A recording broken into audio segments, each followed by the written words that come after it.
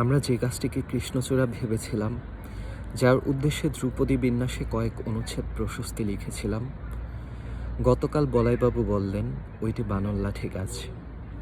আলসেশিয়ান ভেবে যে সারময় শাবকটিকে আমরা 3 মাস বকলস পরিয়ে মাংস খাওয়ালাম, ক্রমশ তার খেকি ভাব প্রকট হয়ে উঠছে। আমরা টের পাইনি আমাদের ঝর্ণা কলম কবে ডটপেন হয়ে গেছে, আমাদের বড়বাবু কবে হেড অ্যাসিস্ট্যান্ট হয়ে গেছেন, আমাদের বাবা কবে বাপি হয়ে গেছেন। আমরা বুঝতে পারিনি আমাদের সর্বনাশ হয়ে গেছে। আমাদের সত্যিই সর্বনাশ হয়ে গেছে। যেদিন আমরা আবরার হত্যার বিচার পাইনি, সেদিনই আমাদের সর্বনাশ হয়ে গেছে।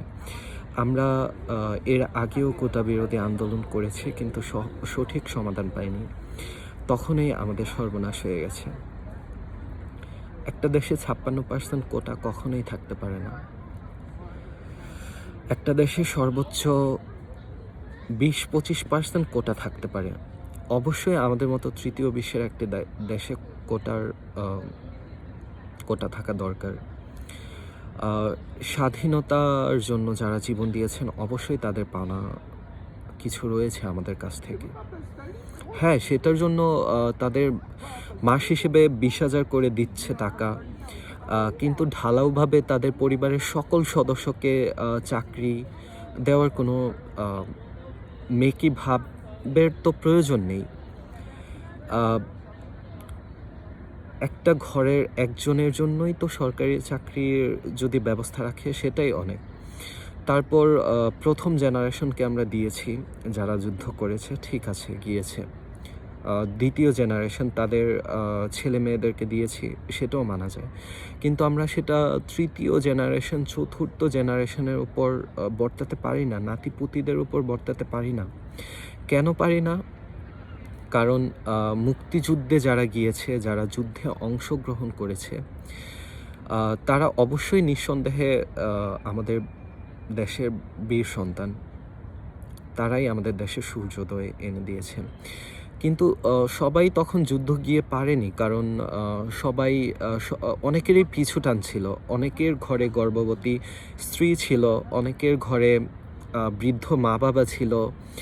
আমরা পরিবারের জন্য হলেও তখন অনেকে যুদ্ধে যেতে পারিনি। আমরা পারিনি কারণ আমাদের ধান ফলাতেও হয়েছে। আমরা পারিনি কারণ আমাদের নৌকাবাইতেও হয়েছে তখন।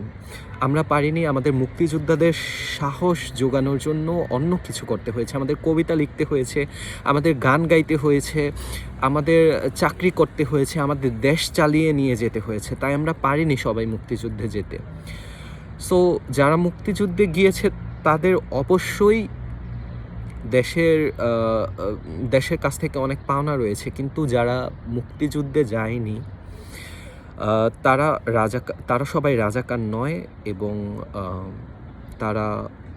তাদের ছেলে মেয়ে কোনো দোষ করেনি।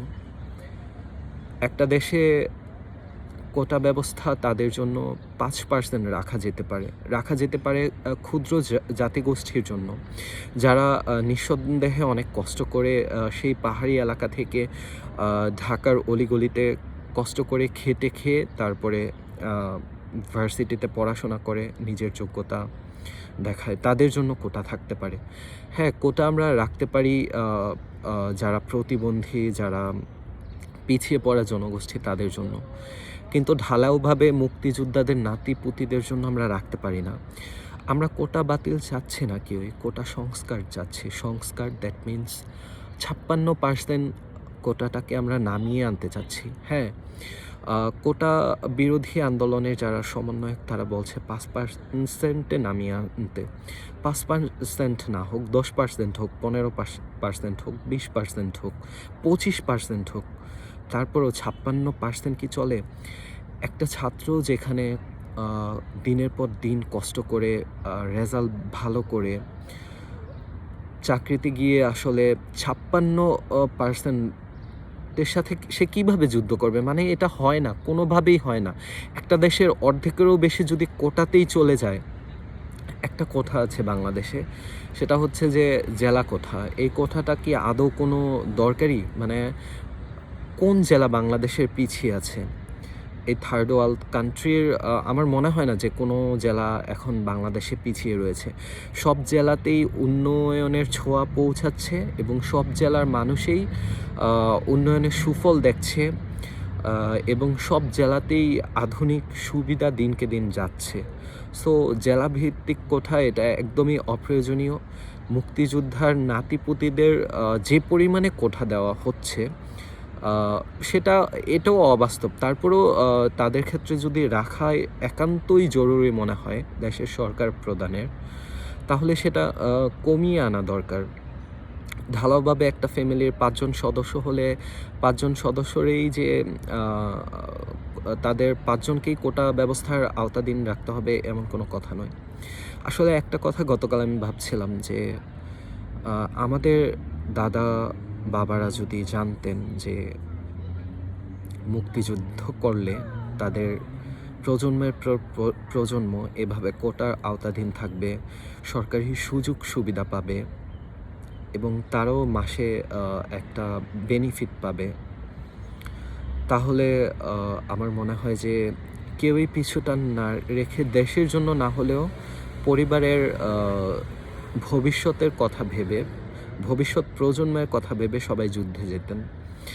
এবং আমি যদি তখন থাকতাম, আমার বাবা যুদ্ধে না যেতে চাইলেও আমি ঠেলে ঠেলে পাঠাতাম, আমি নিজেও যেতাম।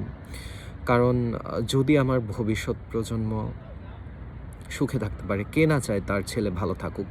একজন বাবা তার জীবন দিয়ে হলেও চায় যে তার ছেলে ভালো স্টেজে যাক, ভালোভাবে থাকুক, তার ভবিষ্যৎ প্রজন্ম শক্ত খুঁটির উপর দাঁড়িয়ে থাকুক। কিন্তু এখন আসলে যে অবস্থা দেখা যাচ্ছে যে মুক্তিযুদ্ধ যারাই করেছে তাদেরই দেশ, আর যারা যুদ্ধে না গিয়েছে বা যেতে পারেনি বা সশস্ত্র বাহিনীতে যোগদান করেনি, তারা আসলে দেশের সন্তান না, তাদের বেঁচে থাকার কোনো অধিকার নেই, তারাই রাজাকার টেক লাগানো হচ্ছে। এসব অন্যায় অবিচার আর কতদিন চলবে? আসলে এসবের শেষ আছে, শেষ হবে, এবার না হলেও সামনে হবে। ছাত্র জনতা, ছাত্র সমাজ যতবারই জেগে উঠেছে ততবারই দেশ পাল্টেছে, ততবারই দেশের নতুন ইতিহাস লিখেছে এবং এবারও তাই হবে, আমি সেটাই আশা রাখি। এবার না হলেও ভবিষ্যতে হবে, কারণ তারুণ্যই শক্তি আমি মনে করি। কবি সুকান্ত ভট্টাচার্য বলেছেন, এদেশের বুকে 18 আসুক নেমে। 18 অলরেডি চলে এসেছে আমাদের দেশে। 18 তখনও ছিল, 18 ভাষা আন্দোলনে ছিল, 18 1969-এ ছিল, 18 71-এ ছিল। তারুণ্যই আমাদের শক্তি, আমাদের দেশের সবচেয়ে বড় শক্তি। আমি সবসময় মানে এটা জানি, মানি, তারুণ্যই আমাদের দেশের শক্তি। সো তারুণ্যই পারে আমাদের দেশের এই সামাজিক প্রেক্ষাপট বদলে দিতে, রাজনৈতিক প্রেক্ষাপট বদলে দিতে। যারা আসলে অপসংস্কৃতি, অপরাজনীতি করে যাচ্ছে তাদেরকে পদদলিত করতে। সঠিক সময় আসবে, সে সময়টা খুব বেশি দূরে নয়। আমরা সেই সঠিক সময়ের অপেক্ষায়।